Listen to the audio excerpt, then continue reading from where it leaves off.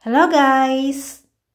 I-share ko ang isang recipe ng purple sweet potato at makikita ang lahat ng ingredients sa description box. Ang una mo lang gagawin ay ilaga ang purple sweet potato hanggang lumambot sa malakas na apoy. Pag malambot na ang sweet potato ay tanggalin sa apoy at palamigin ito saka ilagay sa food processor. Sa food processor na may boiled sweet potato ay ilagay ang sugar at water. Takpan ang food processor at ipuree ang boiled sweet potato. Kung wala po kayong food processor ay i-mash na lamang po ito gamit ang fork or masher. Pagkatapos itong ipuree ay iset aside muna ito. Sa mixing bowl na may glutinous rice flour ay ihalo ang tapioca starch at i-mix ito. After mixing ay ilagay ang pureed sweet potato at muli itong i-mix.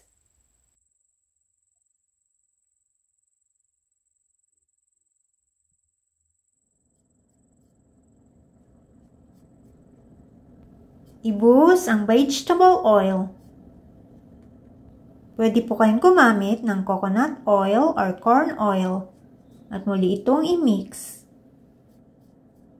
Maglagay ng konting tubig o gatas. Ang paglalagay po ng tubig o gatas ay paunti-unti lamang po hanggang ang texture nito ay magiging clay dough. Pag ganito na po ang texture o consistency, ay pwede na po itong tigilan ng paghahalo. Para pantay-pantay ang laki ng dough ay ginamitan ko ito ng weighing scale.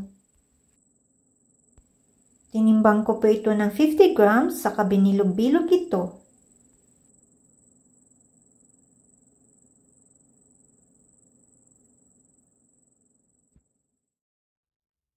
Bago ilagay sa mooncake mold ang dough ay pahira ng oil para hindi dumikit sa molde.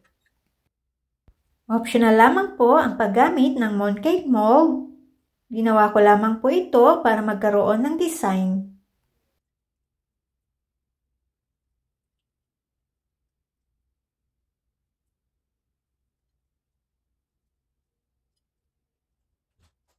Nilagay ko ang dough sa malinis na dahon ng saging o pwedeng gumamit ng parchment paper.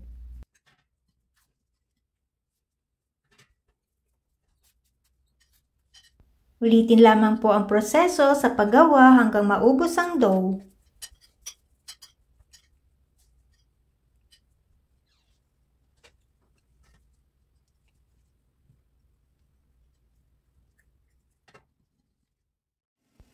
Ilagay ang dough sa preheated steamer at i-steam ng 30 minutes sa malakas na apoy.